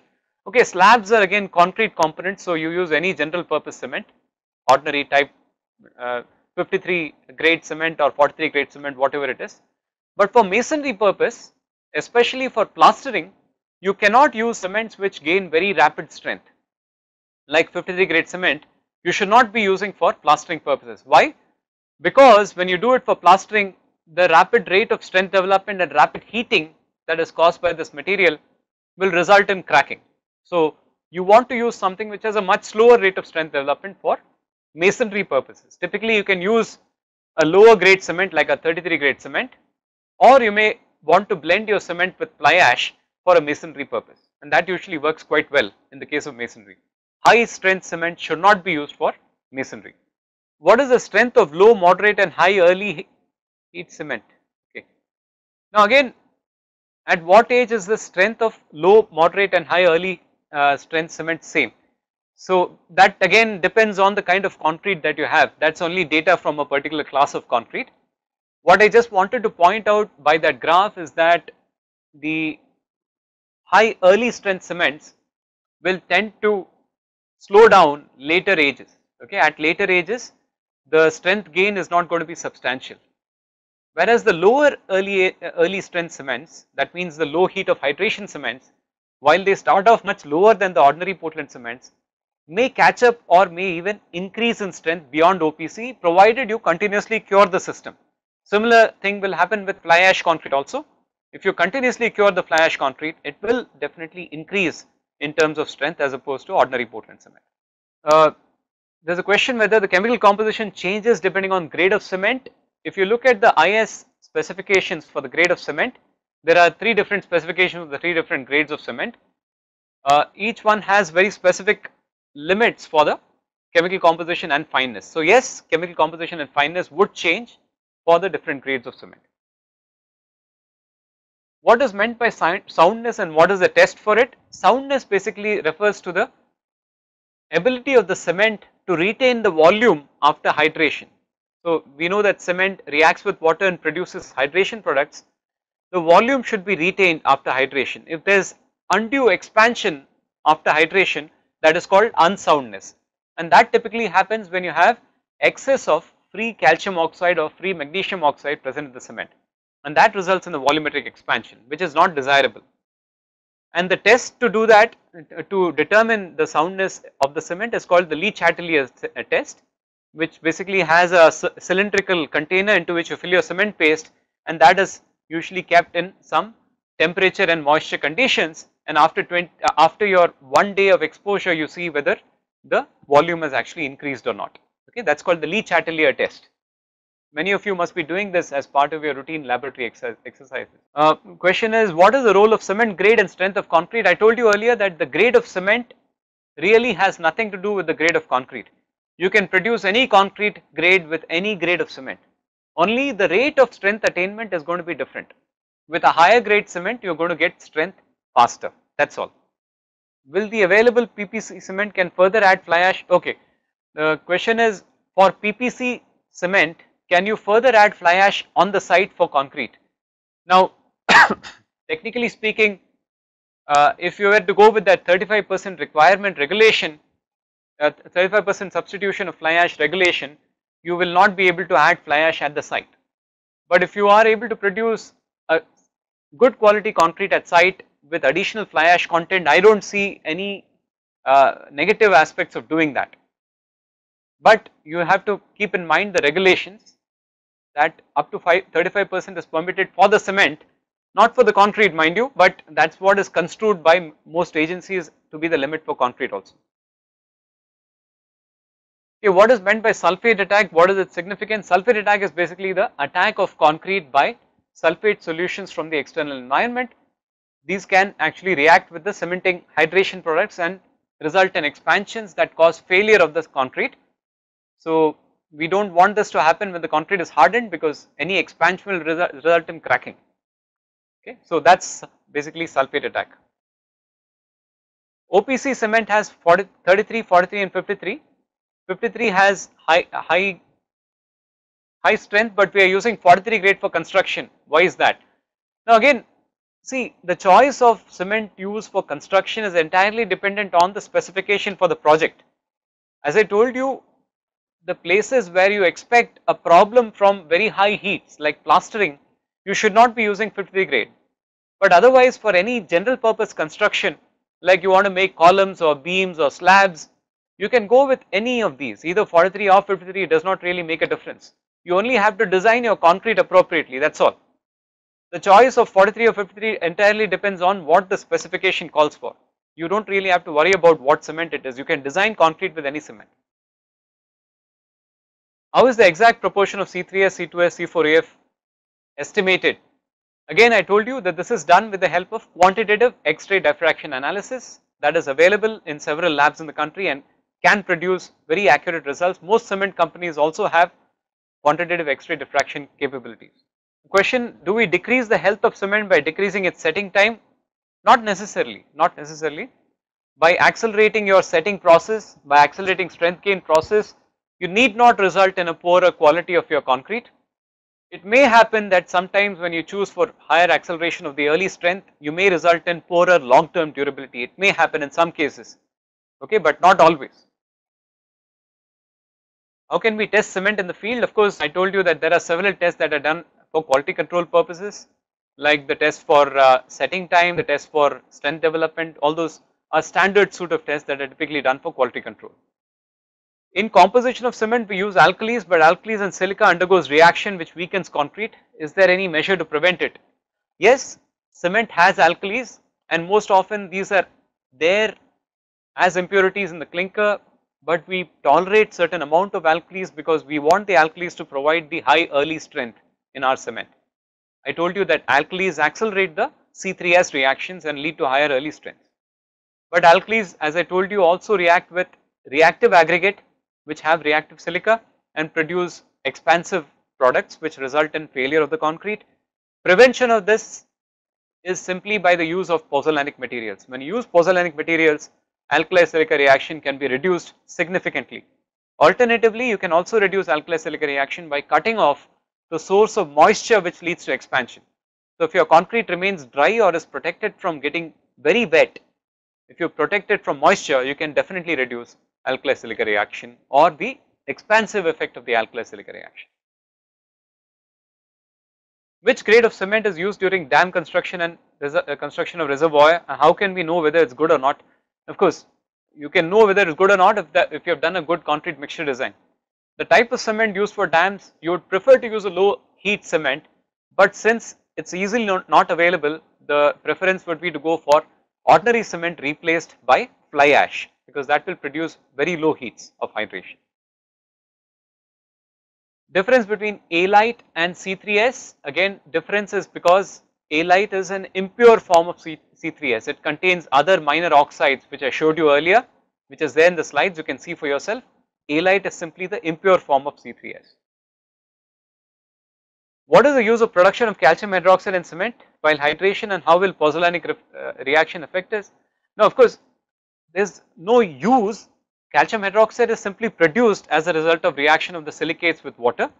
It is one of the products of hydration, okay, and of course major part of its use is that it is actually contributing to maintaining a very high level of alkalinity in your cementitious medium. You know that steel is protected inside concrete because of the highly alkaline medium of cement. Cement hydration produces pH of nearly 13 or more than 13. So, a very high alkaline medium which produces a very stable passive layer on the steel which protects it from corrosion, okay. In the presence of pozzolanic materials, you will consume the calcium hydroxide and produce additional CSH. So, you will have some calcium hydroxide that will deplete and convert to CSH, so you will result in better durability in the long term. You may think that because of consumption of calcium hydroxide I am reducing pH. You will reduce, but not to the extent that will result in corrosion.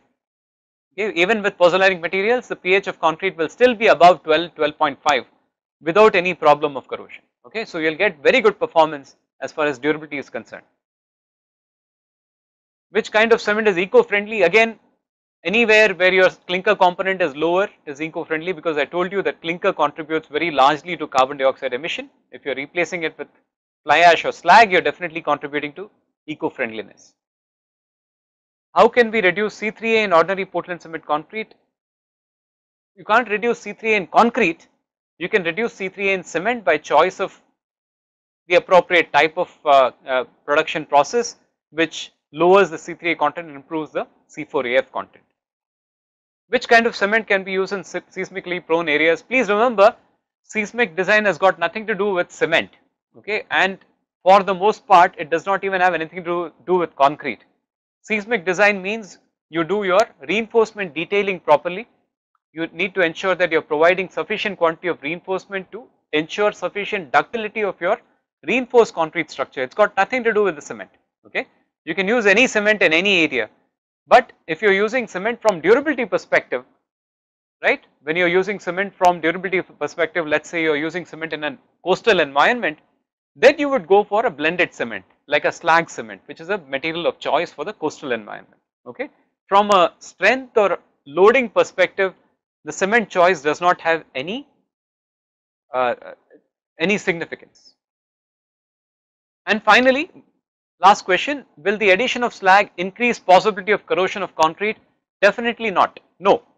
Slag engages in a reaction with calcium hydroxide, it engages in its own cementitious reaction. The resultant product that you get is a combination of CSH that is produced because of slag hydration, because of pozzolanic reaction, you ultimately produce a component that is much more durable as opposed to plain cement paste. Even though calcium hydroxide is lowered, you are not really reducing your pH to a level that is significant enough to cause corrosion. Of course, in the case of carbonation, when you have very high slag replacements like 50% slag, you may result in carbonated concrete which can increase chances of corrosion, but slag on its own will never produce concrete that is more prone to corrosion as opposed to ordinary Portland cement concrete. In fact, in marine conditions, because slag can bind the chloride, it can actually produce a much better concrete than ordinary Portland cement concrete. So in marine conditions, especially in coastal environments, you have to have slag as a replacement for cement and concrete. Okay, so with that I hope we have gone through everybody's doubts. You may have more doubts which you can think about and also refer back to me later when we come back for the third session. In the meantime, please review these lectures once again carefully, because understanding of production and composition would be essential to understand how cement is actually reacting with water, and that basically is the reason for performance of concrete in the long term, for the last segment in this module on cement chemistry. Thank you very much.